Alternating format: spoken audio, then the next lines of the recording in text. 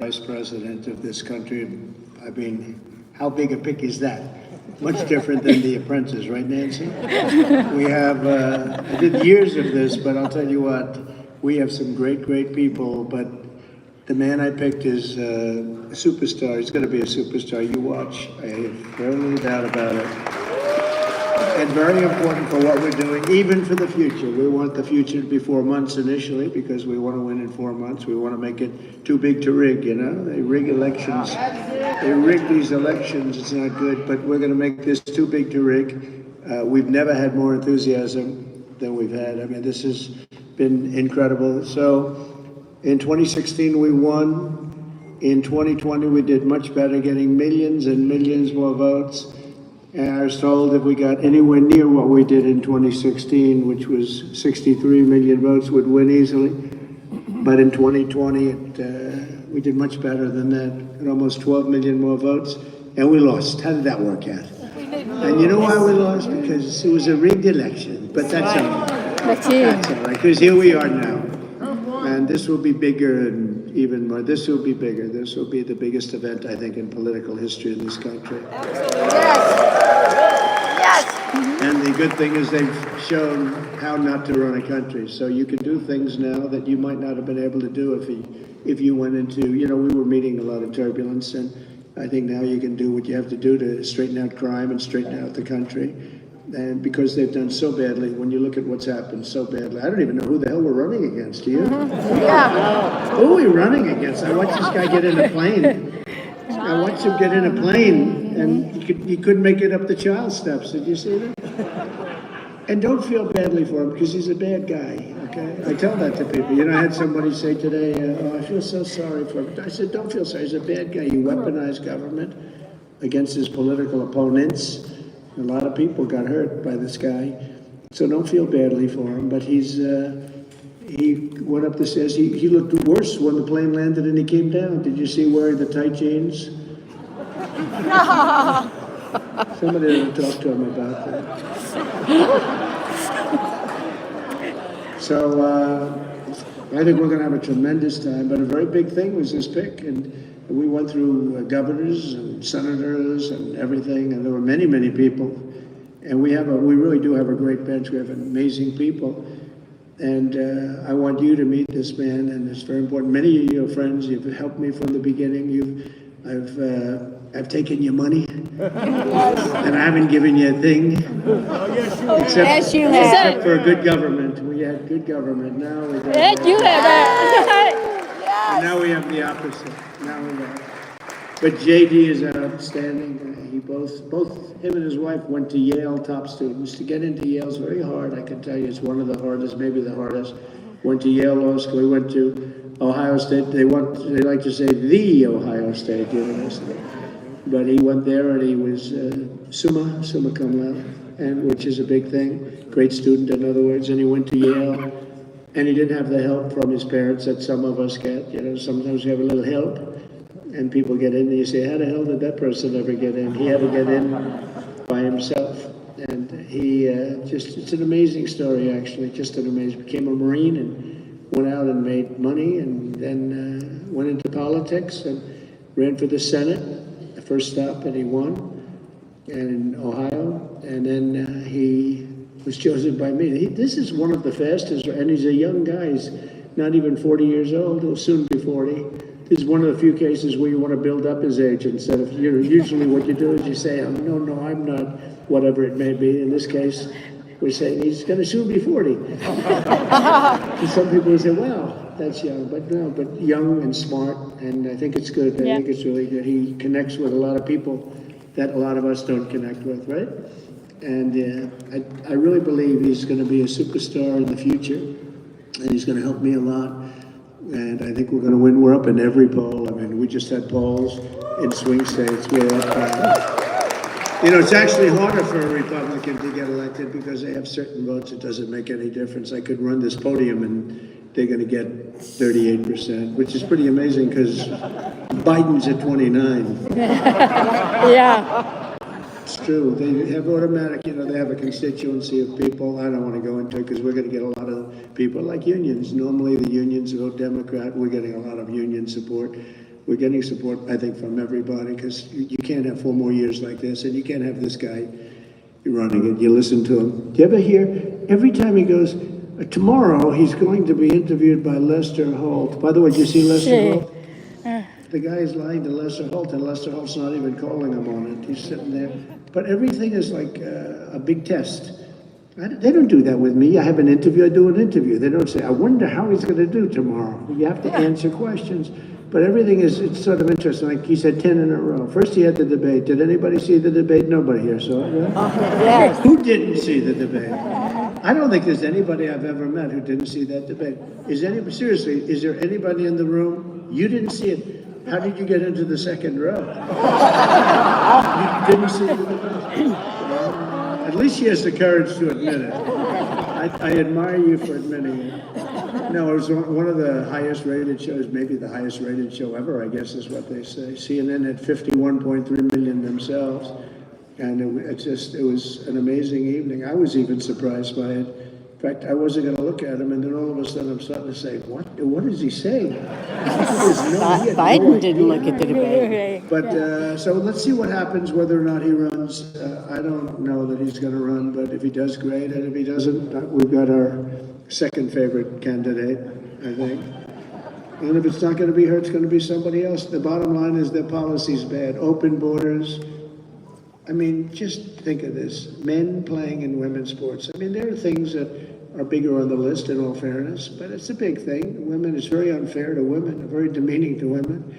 In some cases, dangerous to women. A woman, a volleyball player the other day got hit by a volleyball at a level. She said, I've never seen a ball hit so hard, it knocked her out. Maybe her career is going to be finished. She said, this ball came at me at a speed that I've never seen before. It's ridiculous. How about weightlifting? Guys that have never lifted a weight, they go in and they break records by 100 pounds, right? How crazy is it? But it is, it's demeaning. But I mention it more for the fact that who would want this? How crazy is it? So we call ourselves the party of common sense more than anything else. We're conservative, yeah. What difference?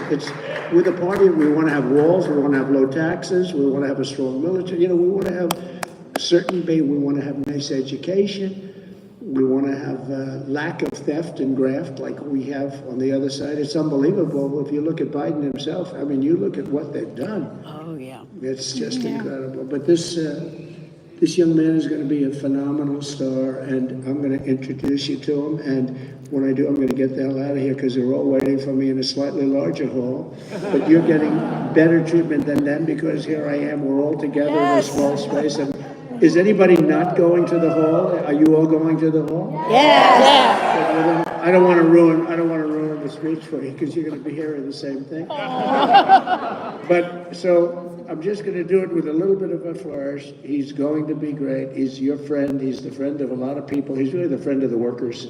He's a great friend of the workers, people that worked hard and they've had obstacles put before them that nobody should have. And he's done really an incredible job, and he's had an incredible life. J.D. Vance, Senator from Ohio.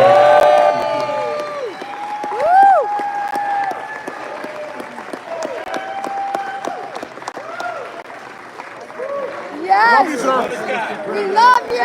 We love you! Can we love this guy? Oh, yeah! Love you, sir. Love you! We love you! We love you! Jeez. The two people I told this campaign I don't want to follow anymore, my wife and President Trump, because they both make me look bad.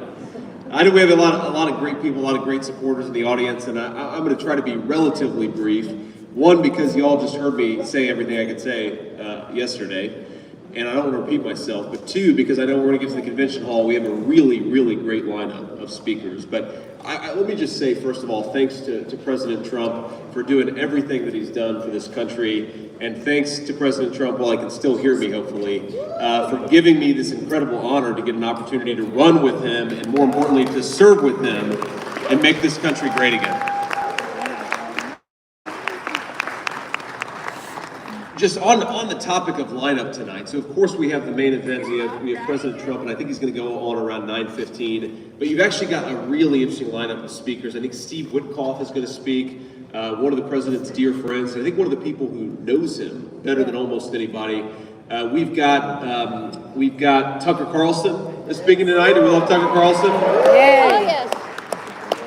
And we've got a lot of other great speakers. Eric Trump, the president's son, is speaking. And I know Don Jr., my good friend, did a great job yesterday. So we just got a really, really great wrap up to the convention. And of course, I think the president's going to give a speech that is incredibly unique and different and something the world hasn't seen from President Trump or anybody else. So I'm very excited about it. I think it's going to be very unusual, and we're all looking forward to it. Unusual in a very good way.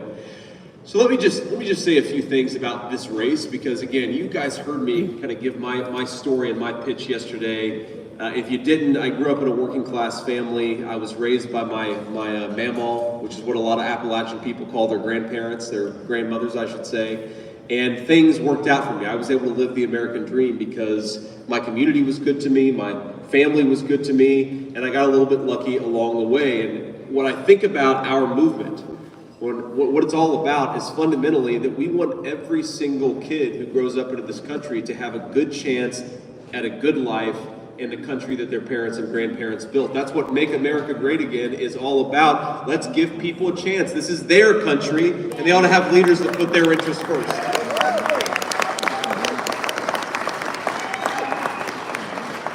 Now we have a lot of people who do exactly that. I met a lot of great congressional leaders here, and I know a lot of them are still there. I met Governor Bill Lee from the great state of Tennessee, incredible guy, and a number of other leaders as well. But let me just talk a bit about this race and what I think is happening, because what you saw with the president's debate performance, and of course, sometimes you have somebody do really well, and sometimes you have somebody do really poorly. And it was the rare night where our guy did really, really well and the other guy did really, really poorly. The contrast between President Trump and Joe Biden, I think that there's a good chance it's going to force Joe Biden out of the race. And you look, Democrats are obsessed with getting Joe Biden out of this race at all costs. And what an unbelievable hypocrisy it is for Democrats to accuse Republicans of being a threat to democracy and then running Joe Biden through their primary process, even though everybody knows Joe Biden isn't fit to serve, and the moment he becomes political dead weight, they're going to cast him aside and replace him with somebody else. We should not allow them to do that without suffering some serious political consequences.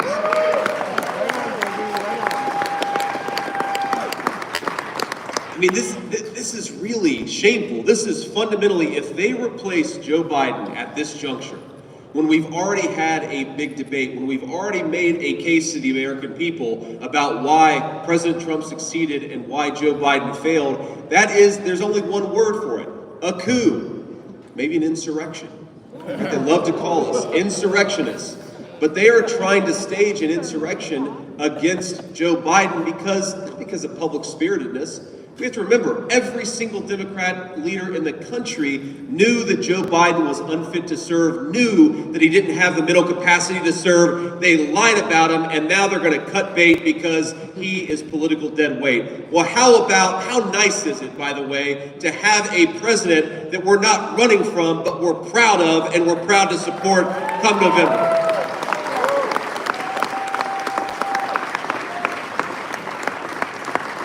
President Trump is tall. This microphone is like up in my nose here. And that is the main takeaway. When I think about the Republican convention up to this point, obviously we're going to have another takeaway tonight. It's going to be great. But the main takeaway of the Republican convention up to this point is what an incredibly united party that we have. But right?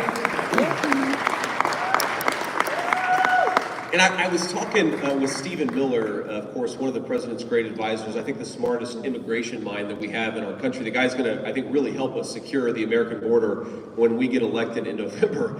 You know, I was talking with Stephen Miller about this, and we were talking about my speech and what I should say, and Stephen made this really interesting observation, that in 2016, President Trump had won the hearts and minds of Republican voters, but you still had a lot of Republican elites who were actively trying to stab him in the back, even though they said nice things to his face, right? there's no doubt 8 years later, this is not the party of Republican elites. This is not the party of the old guard. This is the party of Donald J. Trump, President of the United States, and we are very lucky for that fact. Woo, Trumplicans. So, who's from Wisconsin here?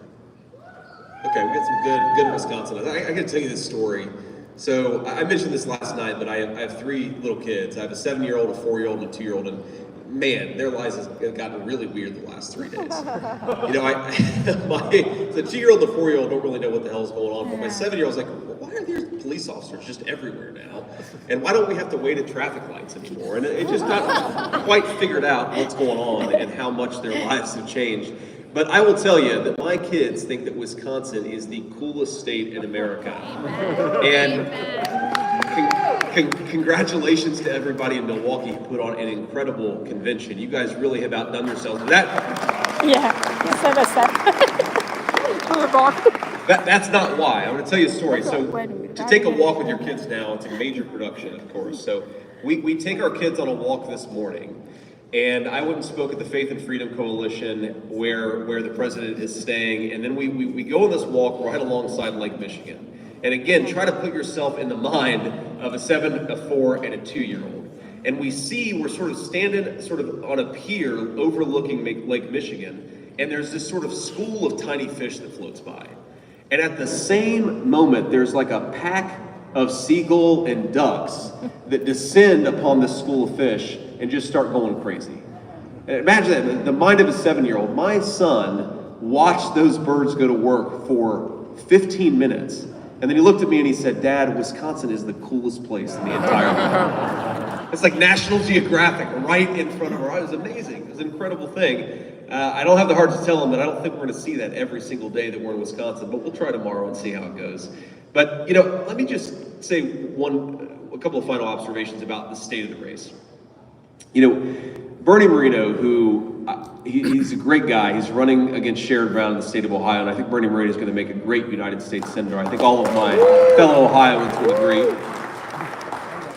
Now, I joke because I endorsed Bernie Moreno early, and I was a big fan of his from early on. He's just a good guy, and I think that we need more good guys in politics, just fundamentally decent people. But I joke that the only reason I endorsed Bernie Moreno is because I wanted to become the senior senator from the from the state of Ohio. That's the only reason. But the crazy thing is, if we take care of business, Bernie's going to be the senior senator from the state of Ohio, and that's a very good thing. But we have an unbelievable opportunity. Earlier today, I did an event with some of my Senate colleagues, with Roger Wicker and Ted Cruz and John Barrasso, and a lot of the Senate Republicans who are helping us take back the majority. And Eric Hubty, the great candidate in the state of Wisconsin, was there. Carrie Lake, great candidate in the state of Arizona, was there. We had a few other really good people and donors and supporters, but we had a few really good candidates. And I was thinking to myself that if President Trump wins, as we're all trying to make him win, too big to rig is a phrase that he uses, and I love that phrase because we do want to make this election too big to rig. If we do our job, and he wins by 7 points in Arizona and 10 points in Ohio, maybe even more. He wins by 4, 5, 6 points in Pennsylvania. Then we're going to have a whole crop of United States senators who are loyal to the president and most of all, loyal to the country. They are America first through and through. He is transforming this party.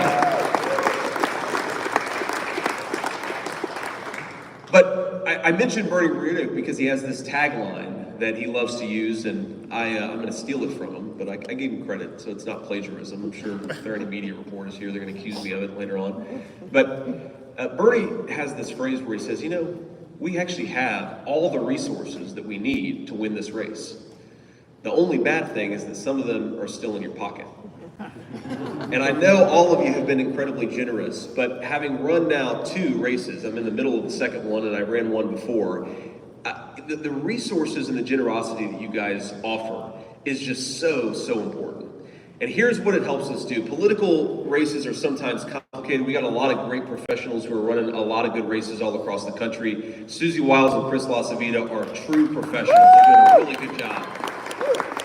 But The thing that resources help us do, and why your support of President Trump helps and matters so much, is you got to do two things to win an election. Number one, you've got to persuade undecided voters to vote for your guy. And number two, you've got to get the people who already like your guy to actually show up to the polls. And those things cost a lot of money. This race is going to cost probably north of $1 billion between Democrats and Republicans when all is said and done. So we have the candidate, we have the message, we have something, ladies and gentlemen, that we haven't had in 100 years in American politics. We actually have 4 years of Democrat rule compared to 4 years of President Trump's governance. And who could possibly argue that the Democrats have succeeded? And who could possibly argue that they don't remember and wish for the good old days of President Donald J. Trump, right? Yeah.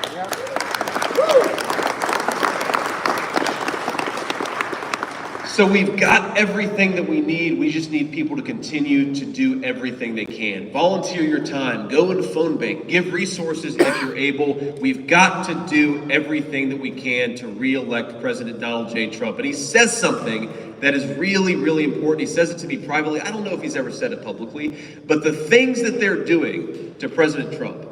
Of course, we saw the assassination attempt last Saturday, but back up even before then. Every single case, every single instance of lawfare, every time they have used the American system of law and order and perverted it to try to destroy their political opponents, they are going to use those same weapons against every single Republican up and down the ballot unless we win. So let's get out there and win. Let's send a message to the Democrats. You don't own this country. You don't own this system of law and order. It belongs to the American people.